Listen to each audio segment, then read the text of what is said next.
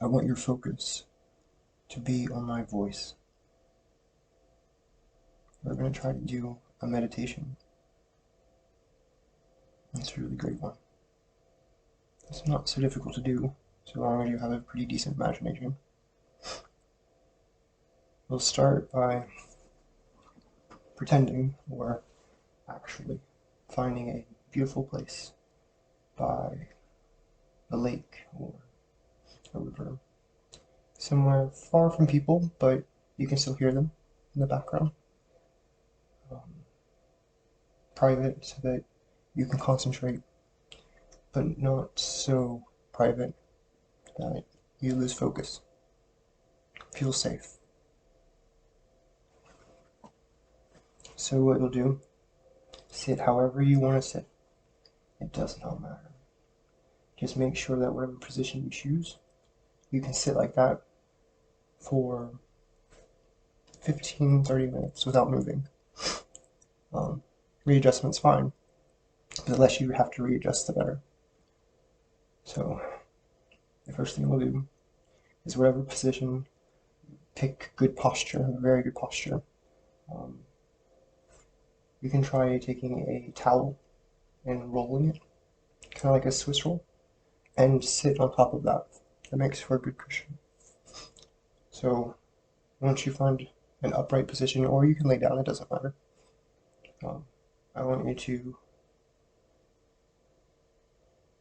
kind of gaze your eyes towards the ground.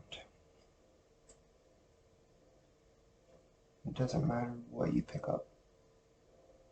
It doesn't matter what you're looking at or why. Just keep your gaze to the ground.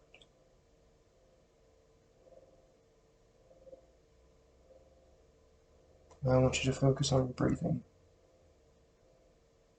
I want you to breathe in and breathe out with conscious effort every time. Think about the breath going in. Think about the breath leaving.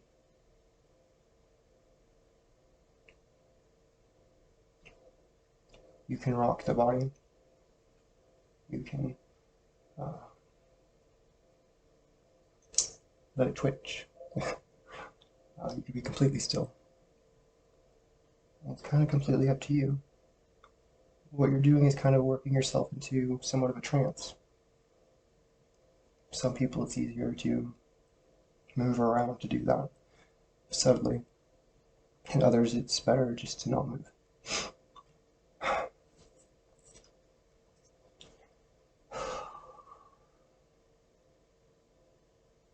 Sort of breathe in deep.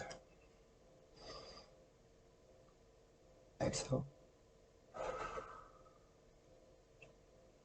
Imagine taking in all the air around you, like it was a gift for you, like water for you to drink. So expel all from your lungs, every last little tiny bit, where you almost gasp in order to refill your lungs with air. Try it now.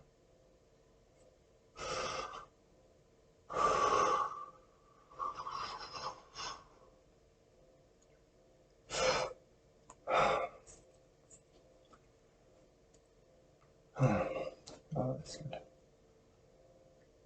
It's refreshing. I had this meditation once outside of a house. I almost went to jail. I went to the hospital. I almost went to jail. It was so. Let's say it was one of those more cannabis-induced disasters, but the meditation itself was still really important. For me, it connected me to my mom and how I felt about myself and the inadequacies that I feel. And in the meditation, we were working together to stay in heaven. And this is the trick. In heaven, when you first arrive, you are allowed to say any combination of words that your heart can simply bear. Hello, my name is Daniel, and I have just came to heaven. The problem is no matter what you do, you can't stop speaking. Because as soon as you do, it sets the timer backwards, where everything goes back into reverse. So instead of expanding into heaven, you start to crunch into hell. And the only way out is to repeat every word that was said in order. Pretty terrible, isn't it? It's pretty sick. It was extremely real feeling. It started off with breathe in, breathe out. That was for you. It started off with this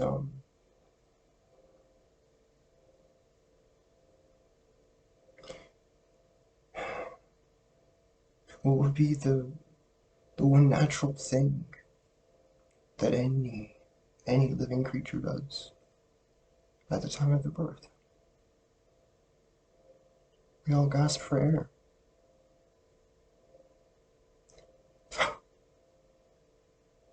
We wake up.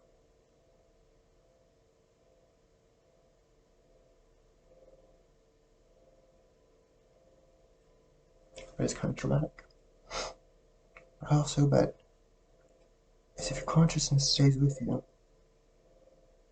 what if it remembered hundreds of years where it did not breathe in?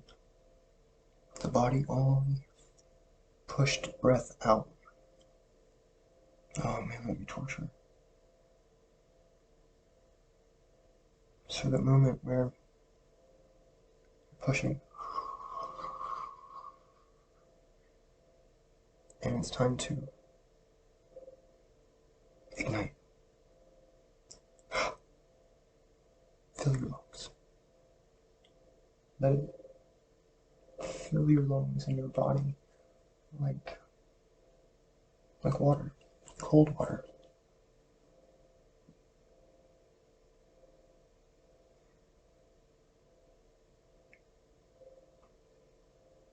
You can go ahead and adjust now.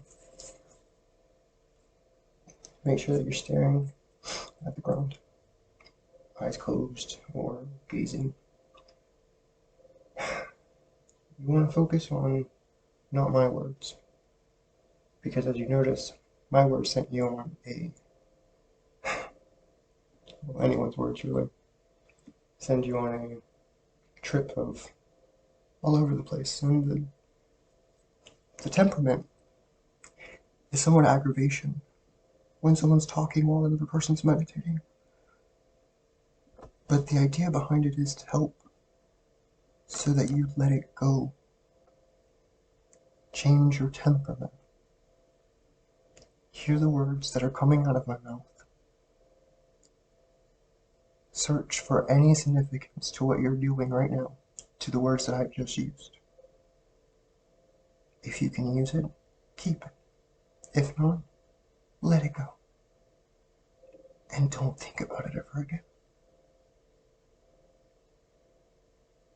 We give power to people we let inside our minds with terrible thoughts, terrible suggestions, terrible ideas of who we are. Some of them seem like beautiful gifts, beautiful dresses and compliments wrapped up in bow. You're so smart. You're so charismatic. You're so honest. You're so attractive. The problem is why does it matter? If they said the opposite, would it be the same? If they came to you and said that you were stupid, ugly. You are a social nightmare. Would you believe them?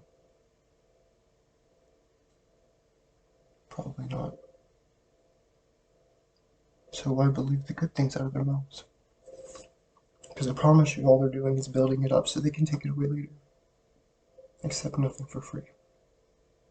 Accept it for truth. Know thyself, Socrates said. When someone hands you a compliment, you do not say thank you and return the compliment. That's not polite. Polite is to verify that what I'm telling you is the truth. Did you just do something smart? Did you deserve the compliment of being smart? In a moment of weakness, where you do something foolish and in front of a small crowd of people, it's perfectly fine to feel somewhat publicly ashamed, to have made a mistake, to embarrass yourself. But it's easily let go, unless someone comes along and tells you, no, no, no, no, actually that was really smart. No, no, no, no, no, actually that was really good.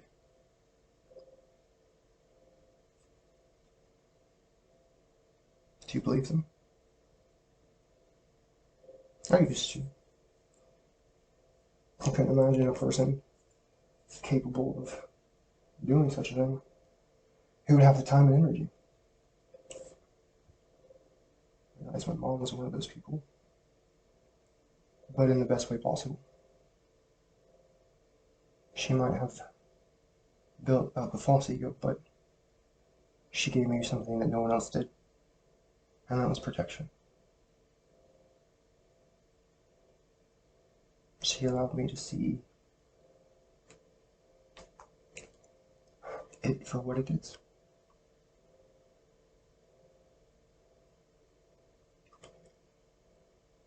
Nowadays I get caught up not on the compliments to myself, not necessarily, but it's more to the goodness of people. I miss seeing people do good things. But what they say in this world is, if you wanna make a change, what's mine? You gotta feel real good. You're gonna make a difference. You're gonna make it right. As I turn up the collarbone, my favorite winter coat. This wind of change is blowing my mind.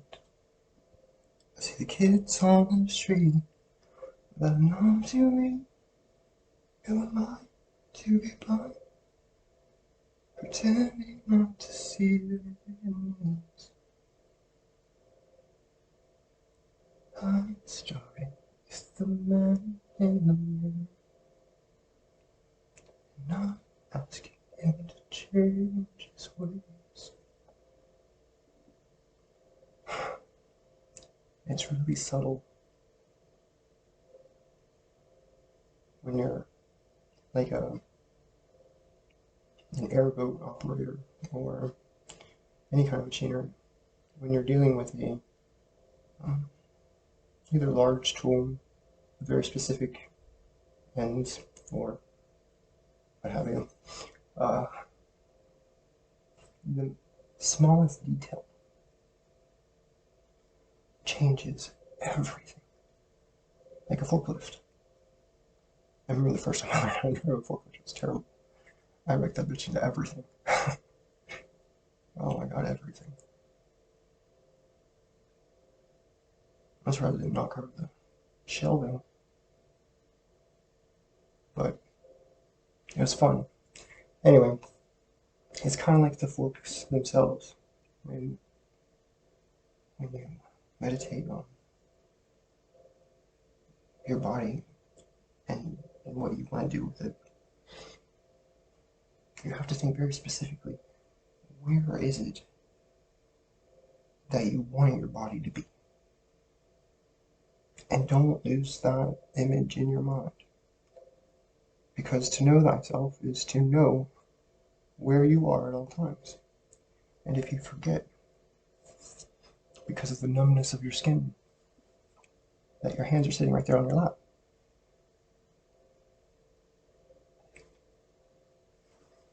how is that mindfulness? But I say that to say this. You have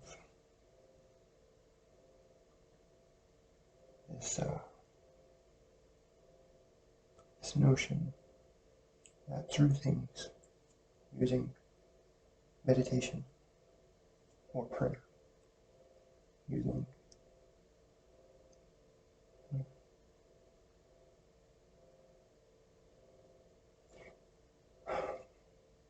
being active,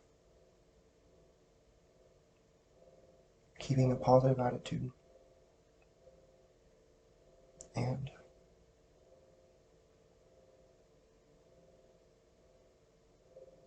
wanting to achieve something outside of yourself. Your body's a great temple to build your sanctuary.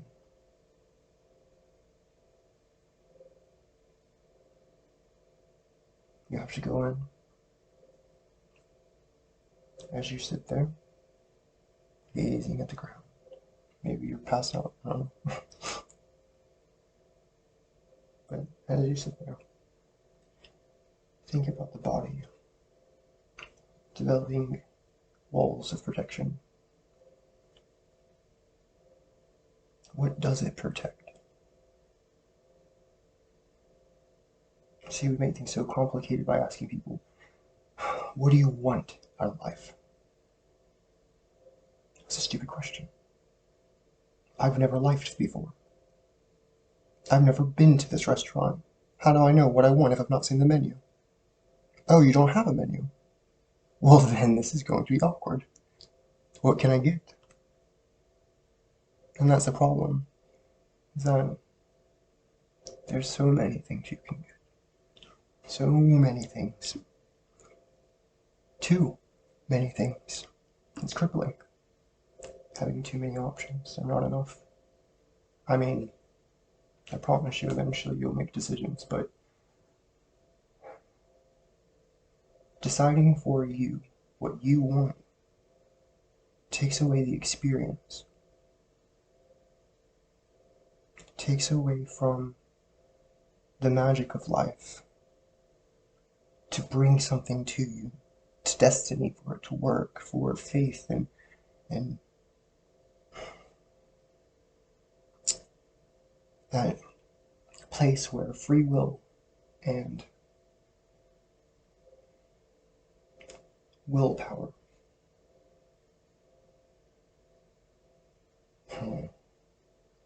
place where they kind of come together.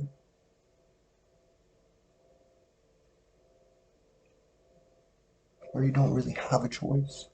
What you do? Sure.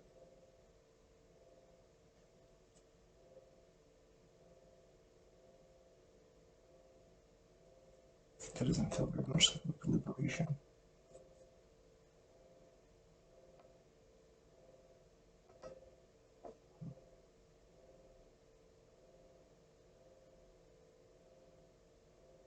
It seems like another prison cell. And that's all they do. Put you in one box after another after another. You want to get out of the box? Dive in the box. Do you want to get out of this perpetual, always going, always going, always becoming? Jump inside the box. Be like a kitty cat. Close the top. And while you're there, find yourself in another little box to play in.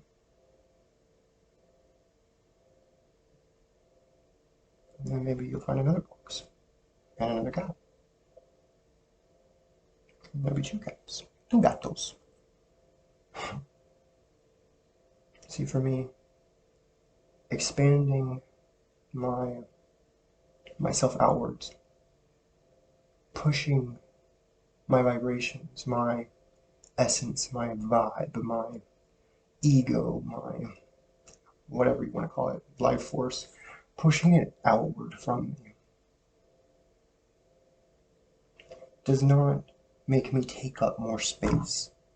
It doesn't give me more authority. It doesn't make me more powerful.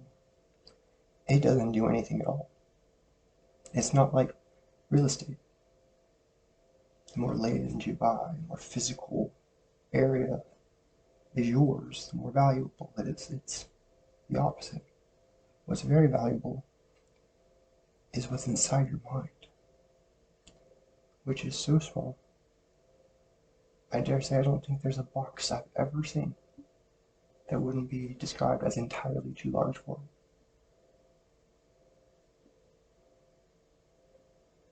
It's the concept of infinity, the concept of generosity, the concept of gift giving. I wrote about this in Orlando a long time ago. A long, long time ago. In the beginning, it's like a creation story. I have it kind of memorized. But in the beginning, there lived infinity. Infinity was so beautiful. So beautiful. She did the only act that she could possibly do in order to love. She gave herself to herself. And as she broke into two, she became the gift and the breath. The breath is the gift. The breath is life. When the breath leaves the body, the spirit leaves the body. That's what they say. I look at it like this. If you're naturally from this world, your soul is here and goes nowhere. Wild blah blah blahs couldn't rip it away. But if your soul is just attached to something in here, I promise you it'll never leave you.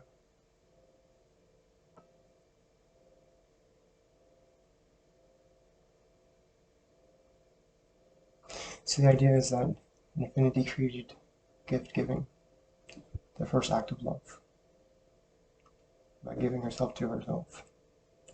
And the gift was existence, life. And so when the next entity came along and came into existence, it too was given the gift of life.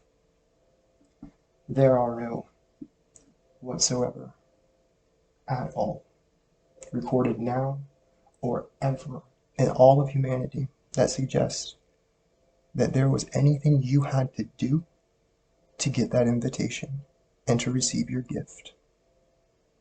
A gift, by definition, is not something that could be taken from you. It is meant for you. Therefore, you don't have to wonder whether or not you were meant for it. It's yours. Of course it's yours. That's why it's called a gift. But see, sometimes we feel insecure. Sometimes we feel inadequate, not good enough. Because what our mother did was an amazing thing. She sacrificed to give space for you. And yeah, someone can say that was a little selfish because she just wanted someone to love. But at the same time, what a beautiful thing to do.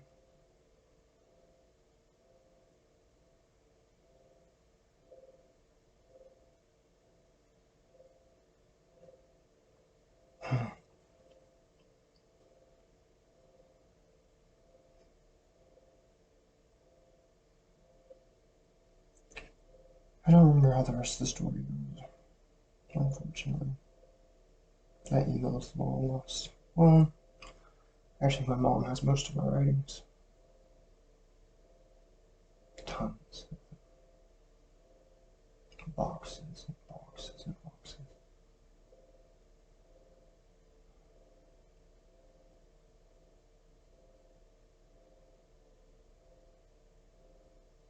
But it's through conversations I've had with other people. That's where the good stuff's at. Because it's meant for them. For the people listening.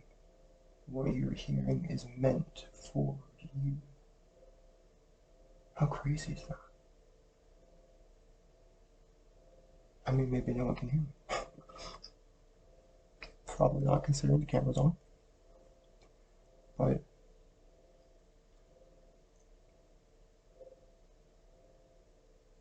all this time, we randomly end up awake in the same space at the same hour because I had something to say and I didn't even know. I call it the Holy Ghost. I'm a Buddhist, but I'm also an atheist to get people there. The problem is that most of our beliefs are not enough to get us to the actual next level. And that's not meant as a fearful thing to think about. But for a lot of us, the pearly white gates, Michael the Archangel, the streets made of gold, it's not enough. Or it's a vision of heaven that was quite old.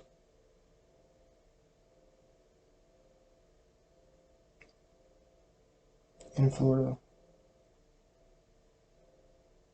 before, well, I suppose during my awakenness,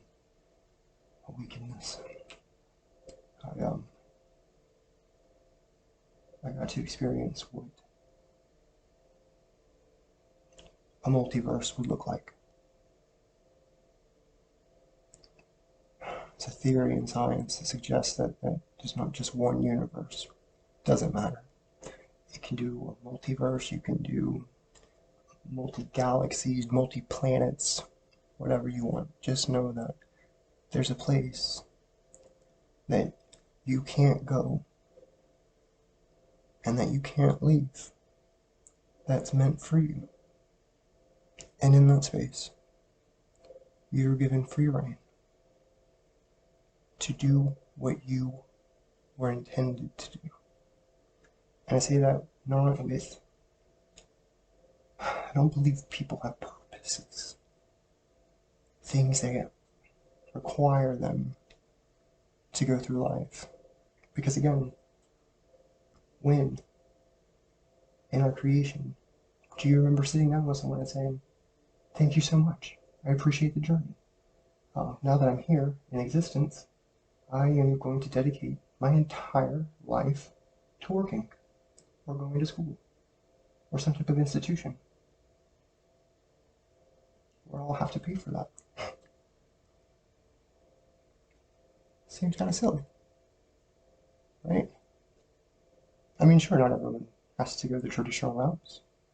There's nothing stopping anybody from having a child out in the middle of South Africa and just, wow, I bet that would be a cool experience.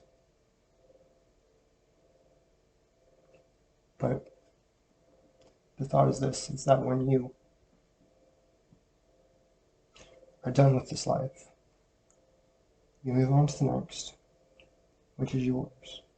You learn to take control, take ownership. You learn to ride the waves. You've learned to suffer. You've learned to work hard. You've learned to sacrifice.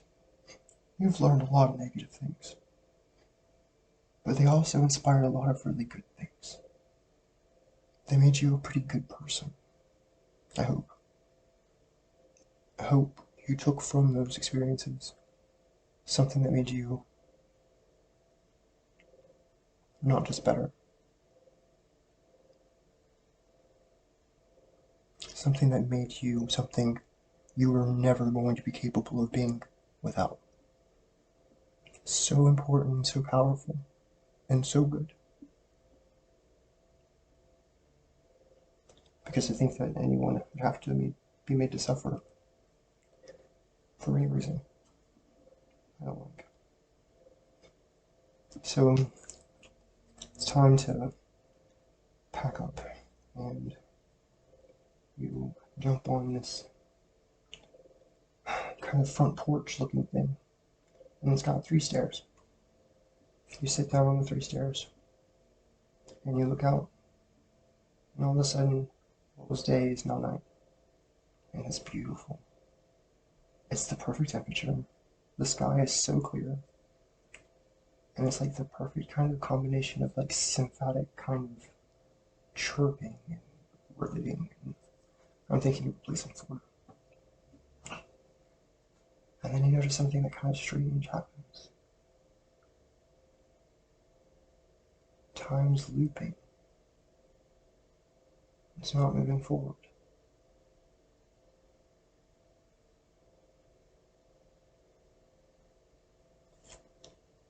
See, I know some of us have the ability to affect how we perceive time. It's kind of simple if you think about it. What's the saying?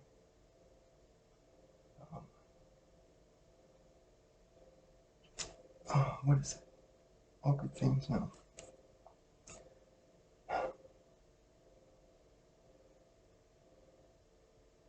Anyway, that was going to drive me mad.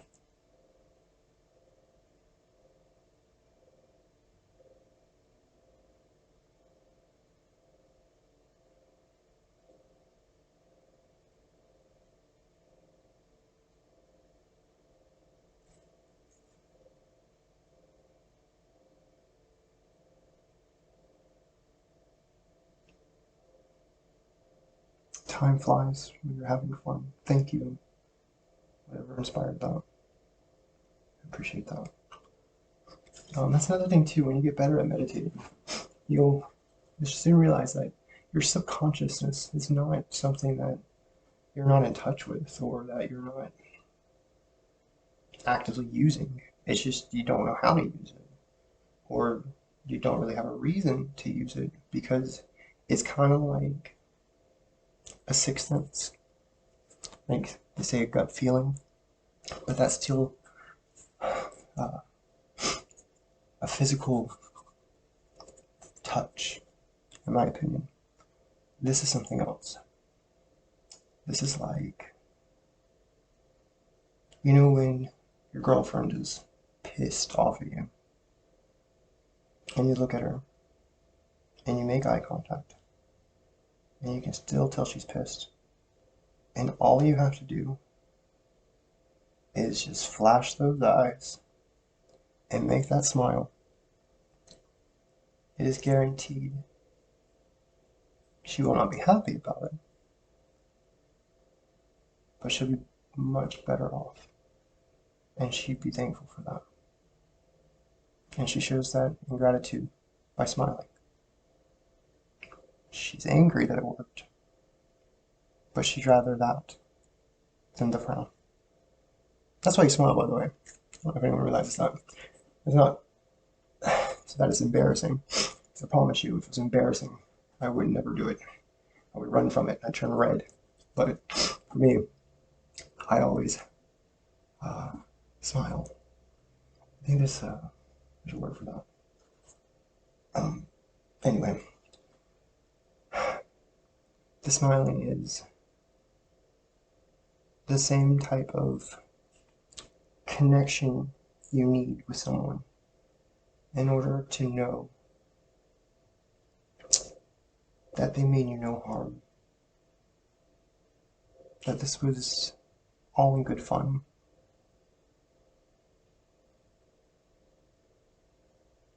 Kind of like jokers or other beings that kind of molest or um, annoy people of the world, like pixies or leprechauns or something. I don't know.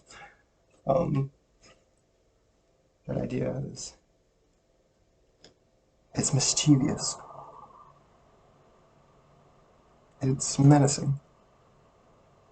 Mostly playful, but always done with a smile. That's the other important thing. I used to smile all the time when I was a child, and then the world took away my smile.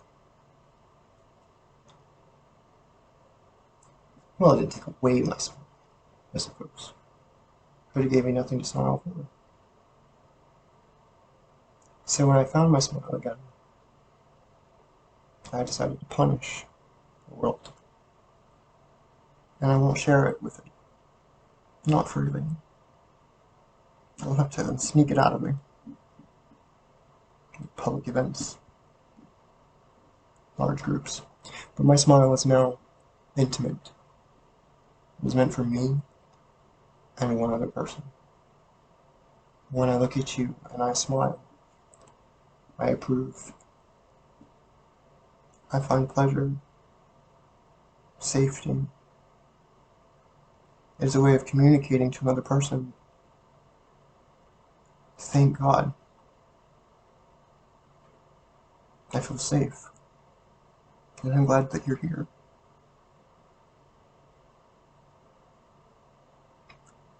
It's like loving someone, like your neighbor.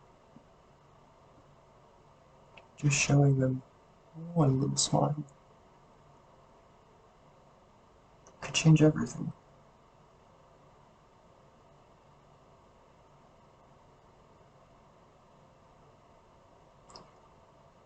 To try to tarnish that smile, to try to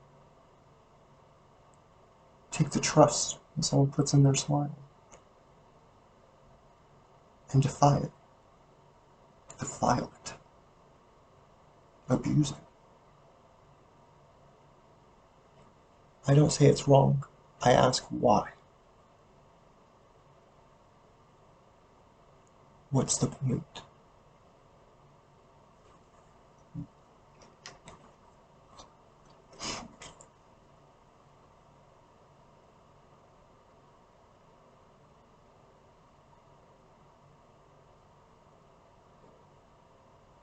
What's the point of destroying someone's basic ideas of trust? So they never trust again? So they live in fear of everything around them?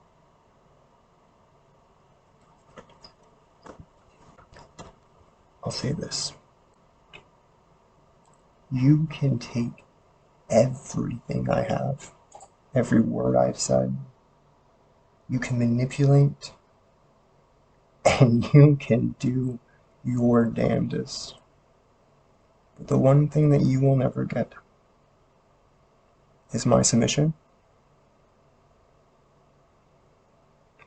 or any kind of admittance that you are nothing but evil and you owe me an apology. A pretty big one.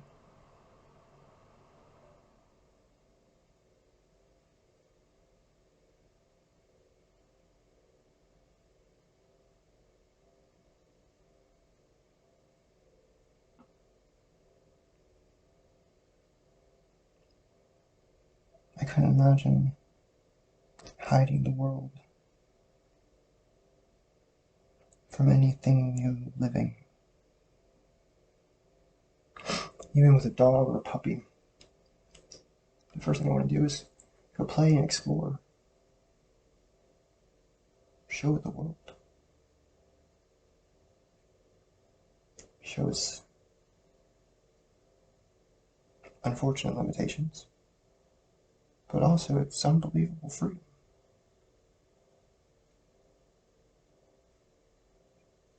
I've never raised a dog for show.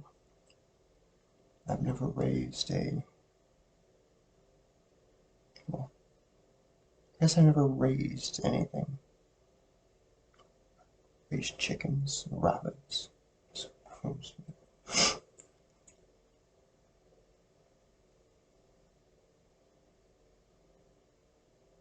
I guess that's the difference. You don't raise children.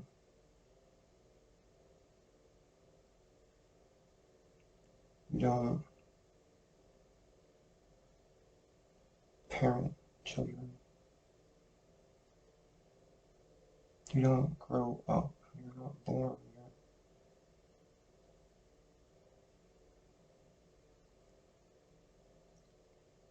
You're raised. Taught. Educated. Conditioned.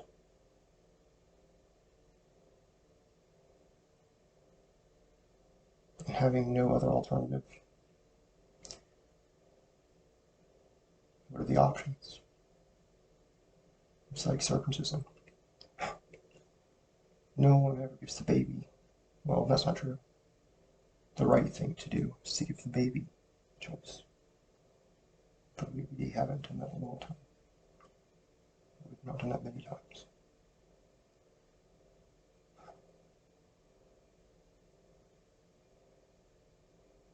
It's a silly thing. But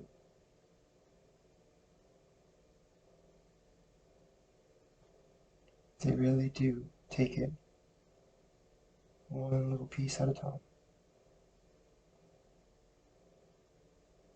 Liberty.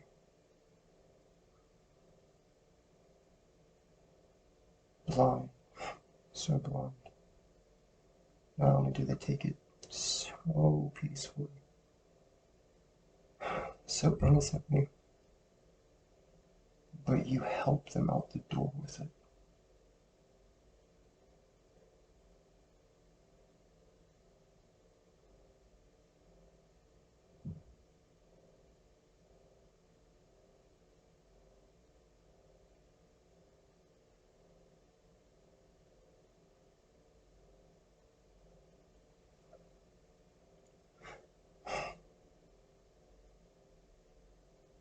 There's got to be a compromise.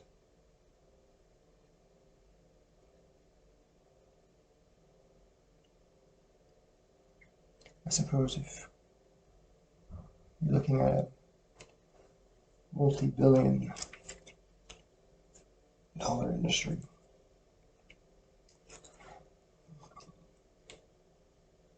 why would you compromise any of that? The people wouldn't even realize what you were doing. You would feel very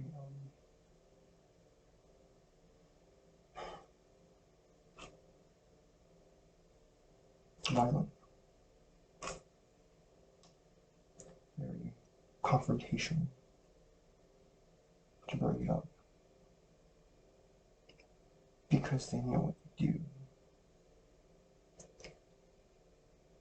But what can they do? It's the system. That's what we even tell ourselves. What can you do? You don't like it? So what? We all have to do it. Just go to the DMV.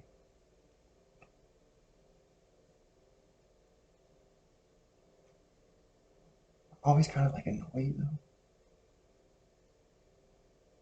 You grow up with this grandeur of home of the free and the brave. Always having something to do.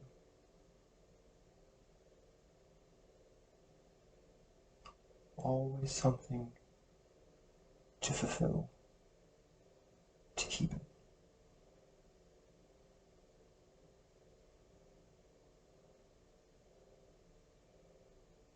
Maybe it shouldn't be free.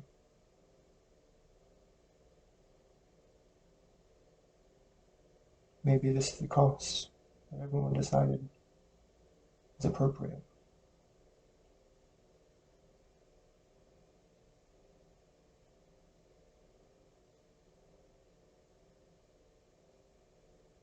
The problem is I'm just one person, and I never made a decision about any of this ever. And no one ever talks about it. It seems like a point of the conversation, but not really. Your driver's license is valid for 5 years. In Florida, I don't know. Why?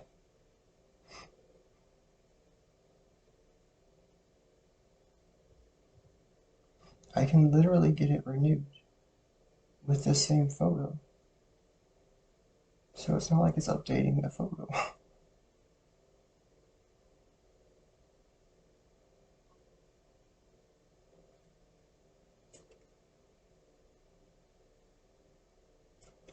It seems so.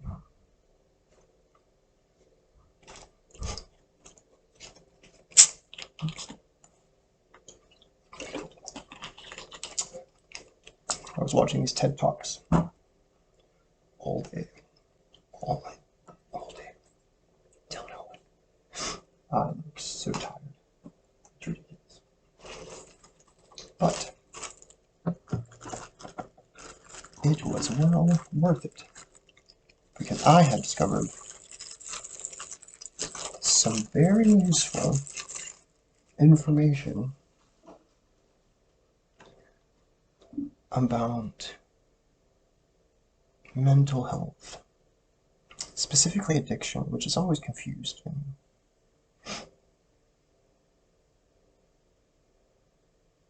I've never used anything in my life that wasn't me trying to use the best tool possible to achieve a desired result. That's not addiction, that's called smart. This is the result that I wanted. This is the action I took. You tell me, could you have found a better possible way? If so, I'll be happy to take it at Walmart.com. For our price match guarantee will suggest that I will go back and do 2 good dates for every, I don't know, doesn't really matter. I'm a little slapstick happy.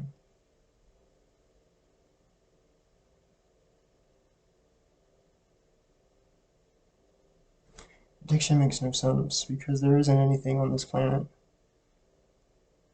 that you need. And your mind knows that. It can create conflict and it can create problems. Not within your life, specifically, with the people in your life. But in and of itself, there's no such thing as addiction. You're not addicted to anything. There's not something happening. There's not something that you need.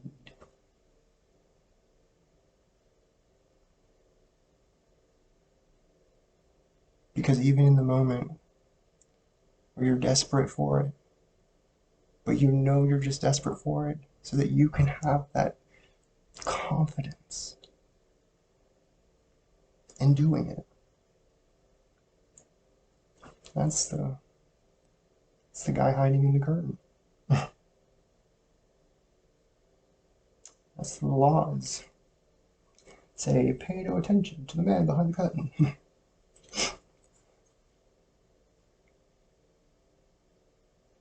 There was never really a problem. What happened was that something was taken out of your life, and it was not replaced. Something important. Something was introduced to your life that should have been introduced to your life from the very beginning. And now it trickles in. And you don't know what it is. There's something missing. You know there's more. You feel unfulfilled. You feel you just want to do something fun. You just want to be happy. You just want to experience something without any negativity.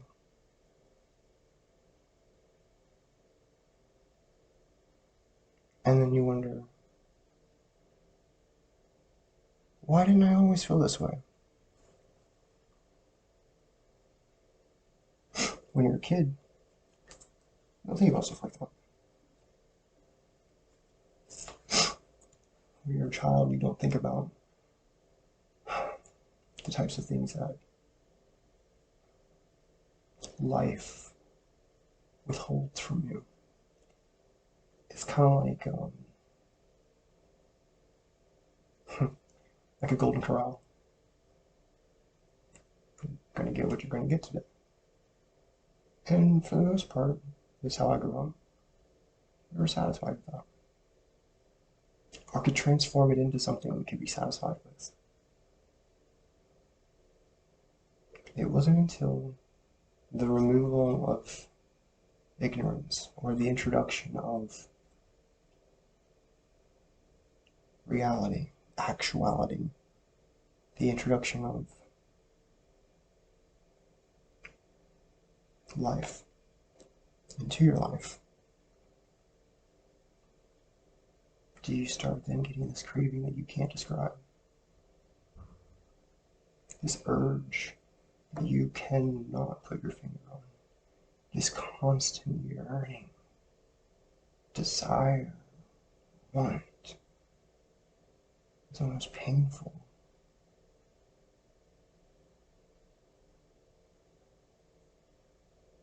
And all you want to do is just be satisfied. So we do a lot of things. Some of us do drugs. Some of us have lots of sex. Some of us date lots of people. Some of us play video games, live outside of our own reality. It's a stage in life where it's done almost exactly opposite of how it should have been done.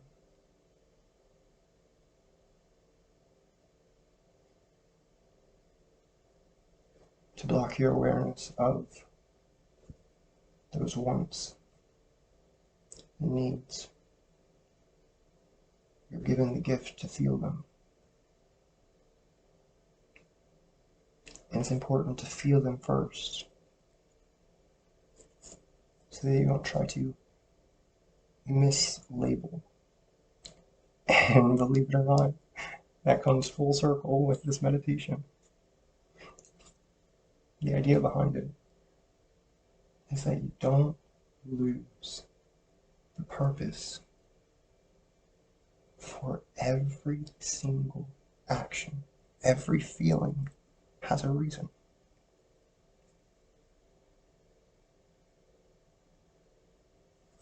You labeling it is important. That's what we do as atoms. We define everything. So, when I was in I think it was Kendallwood, it started to rain during this meditation of mine. And I told myself it did rain that I wouldn't get up because I would make it part of it. The idea is that when you kind of close your eyes a little and you hear the world around you, doing it inside is terrible. You gotta go outside with natural noises, which is impossible. But you get this weird sensation that sound is created from everywhere, but not outside of yourself, inside. That sound is inside of you.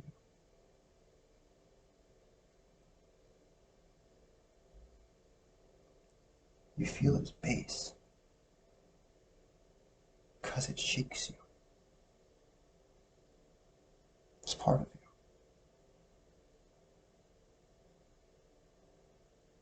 Have you ever thought, why do you sound a certain way?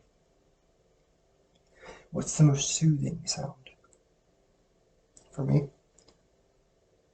the sound of my fingers rubbing against my skin. Kind of like, good job, or it's going to be okay. But that sound, stupid sound, but it's comforting. Anyway,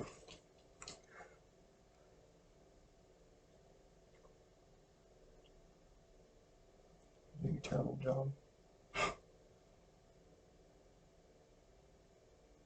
I guess that's another thing too. When you're meditating, I like to think that I meditate well because I meditate the same way that I sing, and I sing and meditate the same way that I choose to react to people's opinions.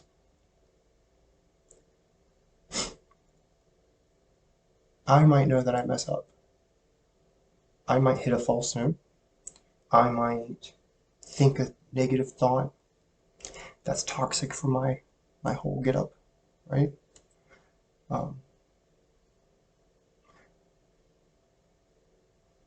but that's me, and I'm allowed to make mistakes. It's mine. So I might not have to admit it to you or anyone. But the idea is that even though in the moment when you make a mistake, it's almost better not to acknowledge that you made a mistake. We've tried to be conditioned to think that you could replace it with something kind of positive. So let's say that you sneezed. You could say, hallelujah, that feels good. But what if you just forget and say, excuse me? Right? One response is negative, the other response is humorous. Humorous. No response is required. In fact, analyzing how you feel about the interruption is way more important than you telling me about it. Know thyself. Why do you make the sounds that you make? Why do you think the way that you think? Who told you to think the way that you think?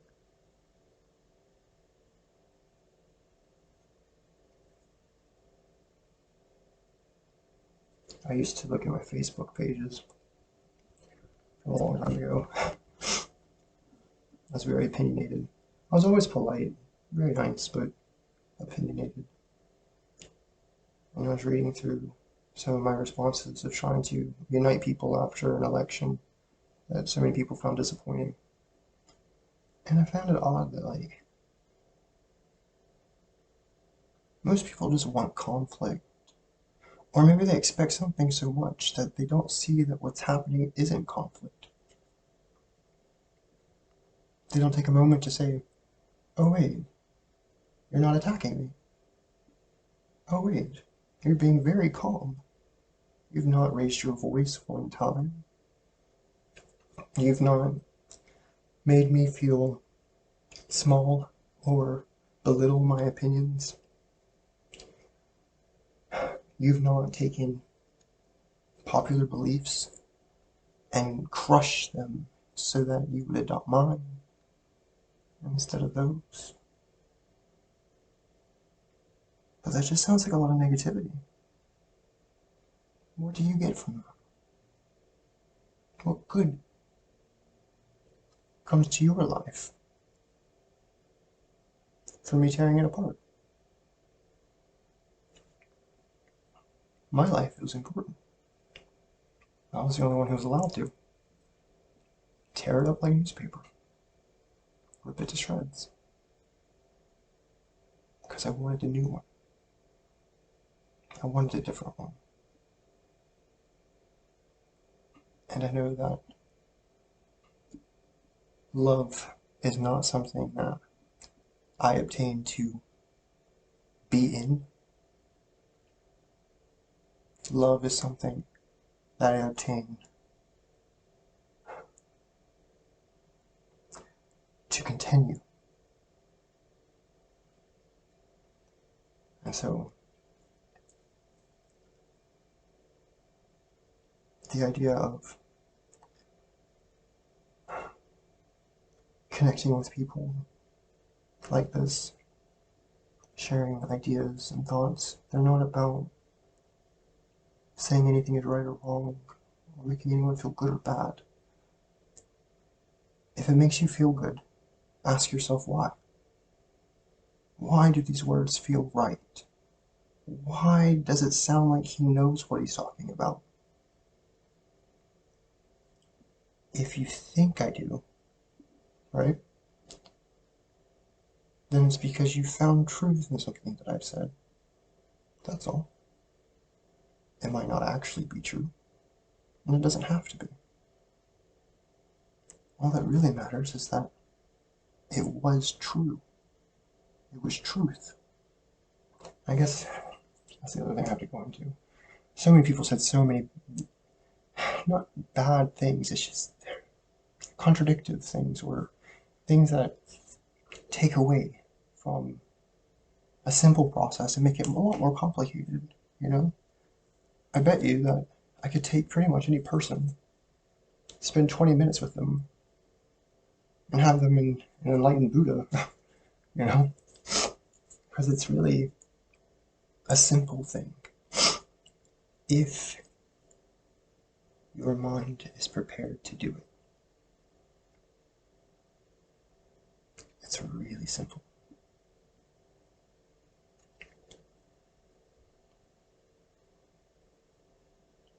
Hate everything that you were, like you were trying to do anyway. You wanted to ruin your life doing drugs. You wanted to ruin your life having affairs. You wanted to ruin your life by overspending in this way or that way, or something about your life you didn't like. And so what do you do other than the exact things that everyone tells you to do if you want to ruin your life? You're not a crazy person. Why do that? Because the truth that's inside of you comes out in action. And the truth is, you did not like your life. So this idea that people go to rehab to try to get their life back is a very dangerous concept, in my opinion. That life is gone. You don't want that life, unless you do. It's your choice. But at the end of the day, if you don't want to do drugs, you don't go back to it. You don't go back to the life. You create a new one. You create a new one that prevents, no, not prevents, that improves it. It's really that simple. So, you have these people who spend all this time in rehab. They finally get out and they try everything they can to keep away from, the same people, the parties, the bars, the cars. You see it a million times. If you've ever been to jail, like ever, you've seen people literally in, out, in, out, in, out, in, out. And it's not that they're being insincere when they say that they want to get help. They sincerely want someone to help them solve their problem. They just don't know what the problem is. They never know what the problem is. That's why it's broken. It's kind of a cool thing to shake your finger at someone and say, you've made your choices. So I'm sitting here in front of a computer, it's crashing, and all I did was try to follow the instructions by hitting the keys when I was supposed to hit them. Now yes, I got a little frustrated and hit the enter button a few extra times, more for pleasure than any reality. But now you're punished for that. Well, I'm sorry, sir. You're gonna have to fix that on your own. You've made your own choices. Now deal with them. Hell no. Would you really turn to somebody sitting next to you and be like, good luck, dude. I ain't got time to help you. I got my own problems.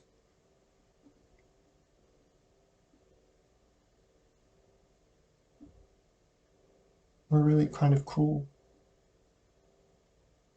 But I try not to shame myself like that too often. I do it to humble myself, and then I realize I only did what I did because that's all I knew. That's what I was told. That's what I thought was real, you know? But at the same time, I don't think it's fair to let someone beat you for years, telling you that you have something, that you are something, because they know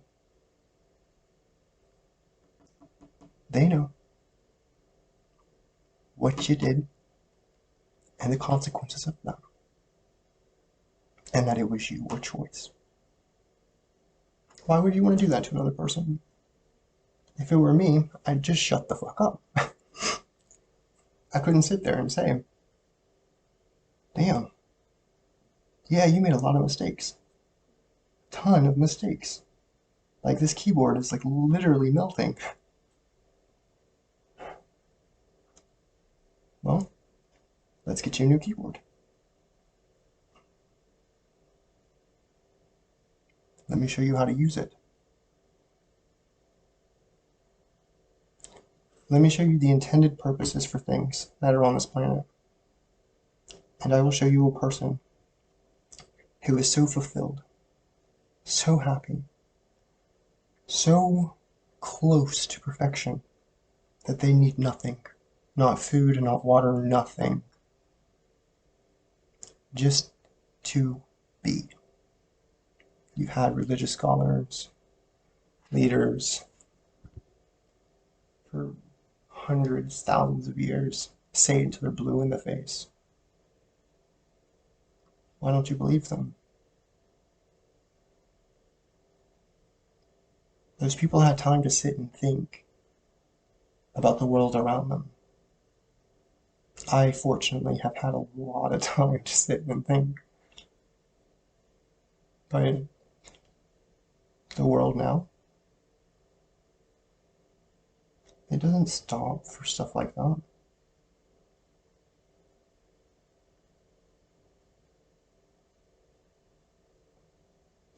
It's not trying to better lives. It's trying to improve systems. You are a person. A requirement is one. You are treated as such. With respect. No one is to touch you without very just cause. Not a finger on your body does a man ever need to touch you. Not showing any signs of aggression. Not armed. Calm demeanor. Why are you throwing him on the ground, putting handcuffs on him? Why are you provoking a negative response intentionally? He's just doing his job. You stopped him. He's just living his life. Now, respect is really important for me because I allow people to disrespect me constantly. And I do it as kind of a, again, I suppose it's humbling. I am a very um, meek person. I used to care a lot about a lot of things, but now I look at it like if I can learn something from someone's negativity and make something better from it, I can't do it if I'm focused on the anger, but I might be able to do it if I just don't give in to their rudeness, I suppose. I don't look at it as something that um,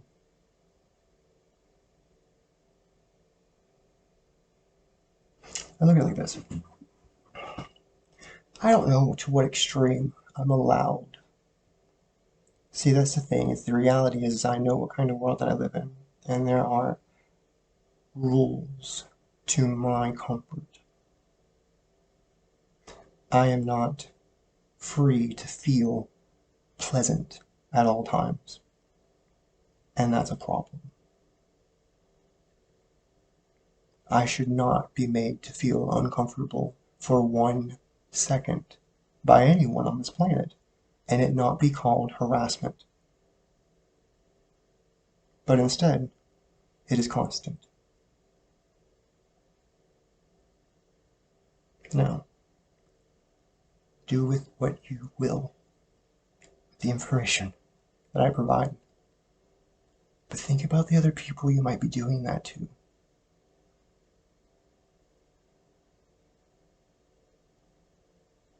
Meek people don't always fight back. Calm people don't always feel the need to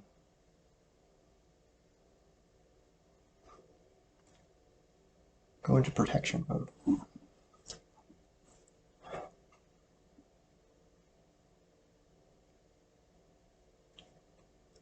There's not always a reason to be defensive. Because when you start off a relationship,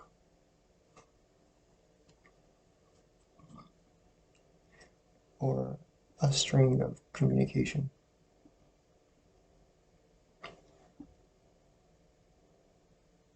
that needs to work on trust in the beginning. A lot more effort has to go into that conversation.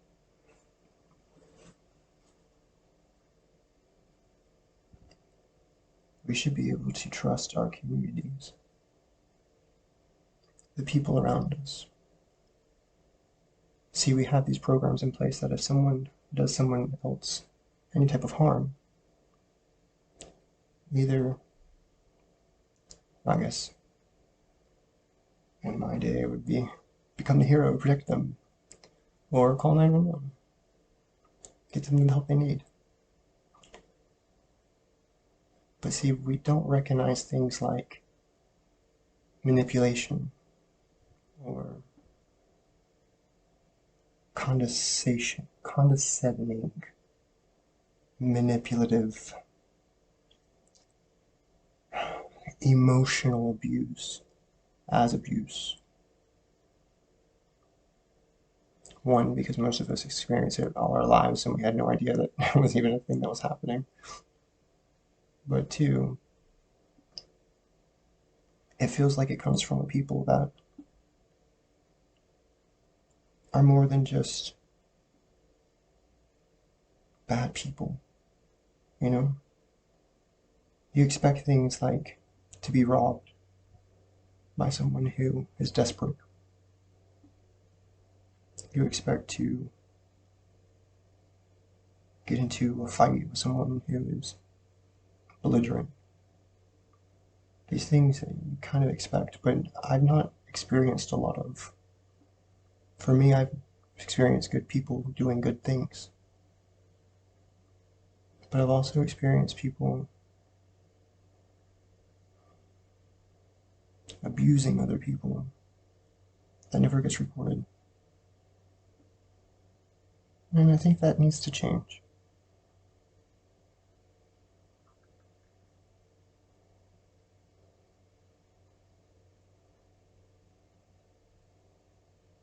There's no justification.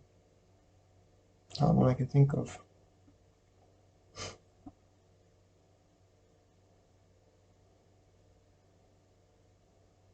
So, if you feel like I do, I feel like there's a couple of ways to go about handling it. You can go through the legal motions, but, and I don't say this to be discouraging necessarily, but let's face it, I'm probably better at it than you.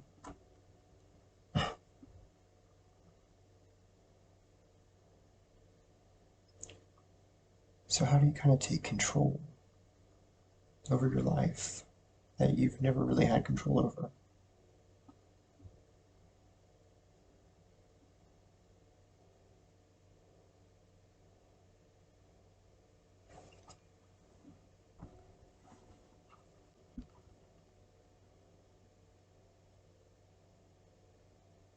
You stop giving them control. Don't allow them to make you feel anything. Practice. I listen to it all day long. I can sit there with a smirk on my face, let it bounce off of me, but still learning, growing, trying to understand, being respectful is something that I have to be. You deserve that because you're human. So if you're speaking, I'm going to try to listen, and I'm going to try to understand until. But that doesn't mean I never speak to you again. It literally just means that conversation was negative. I let it go. That conversation was positive. I keep it. This interaction with this person was a good one today. And this interaction with this person, not so great. I make it about the actual experiences, and not about the relationship. Because I can be just as terrible sometimes, knowing that I had no intention. We can't all be perfect, and I can't expect anyone to be. So I don't look at relationships as being responsible for loyalty, relationships being responsible for making me feel fulfilled or loved or any of that. Instead, I use the interactions that I get from people every single day. When I see a girl smiling at an old lady, she works extra hard in that McDonald's line just to make sure her meal is nice. It's a stupid thing like that. It means everything to me.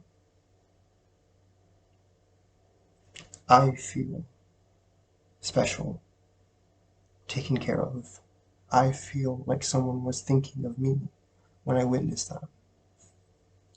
When people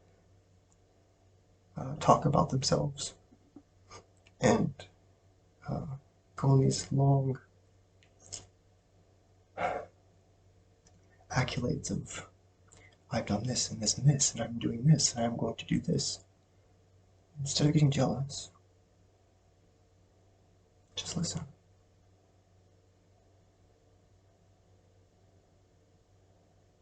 Why would you want to be jealous? Don't you realize they're talking about you?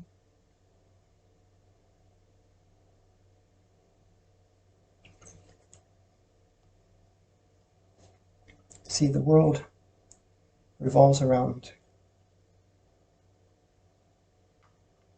narcissists. And I think I'll leave it on this point. And everyone is so fearful of a narcissist, but I promise you, one of the best things for you to ever do is to become one. And I say that not implying that you should take any negative route with it,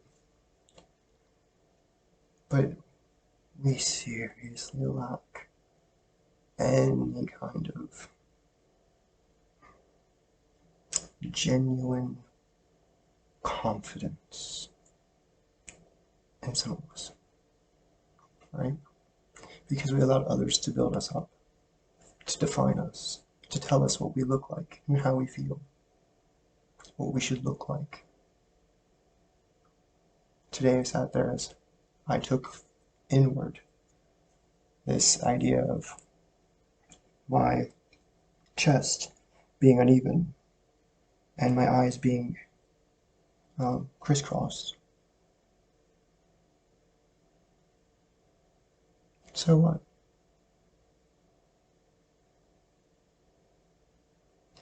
Does that stop anyone from caring about me? If so, why?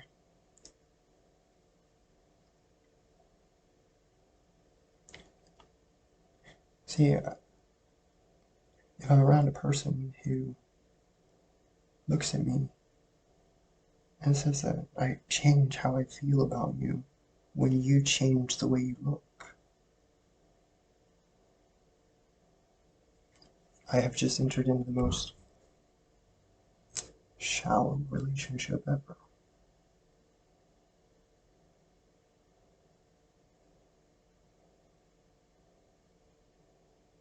It has no foundation.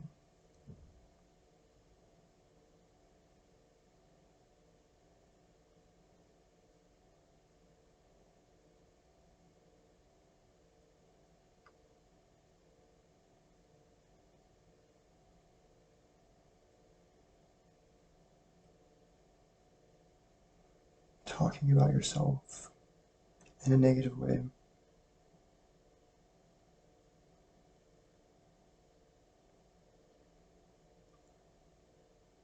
is kind of like talking to your child. You sit there and yell at her, slap her in the face, say you're stupid, you need to do better.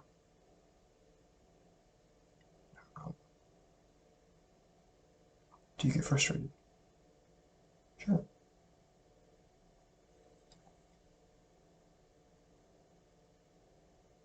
Be frustrated. Be angry. Just don't give up.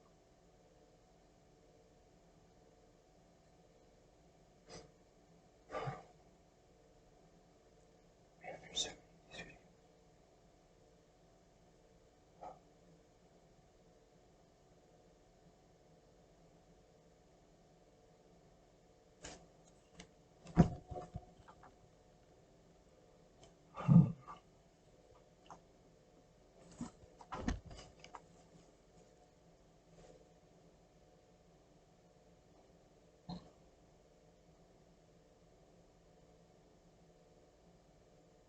What do you want out of life?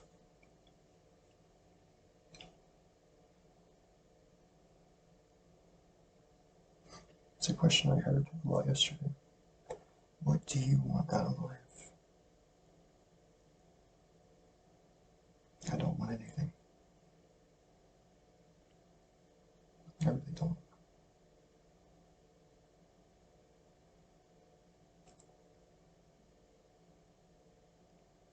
There are things I want to do.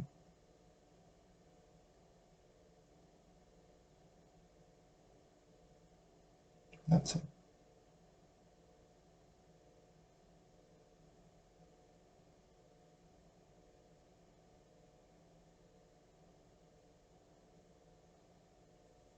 I don't want other people to see what I see.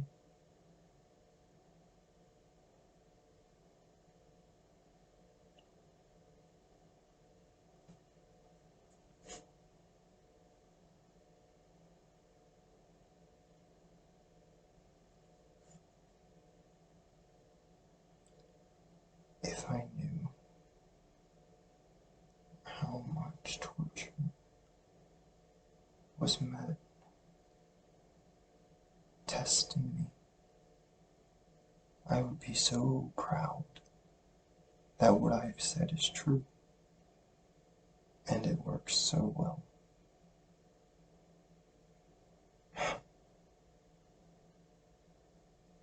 Maybe one day someone can help me realize what I've been through, so that I can show them I cannot be hurt.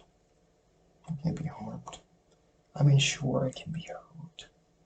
Anyone can be hurt. But not emotionally.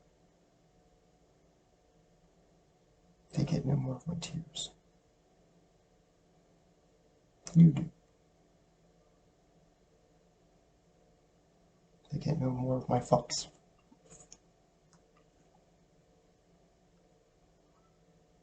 I just care about people.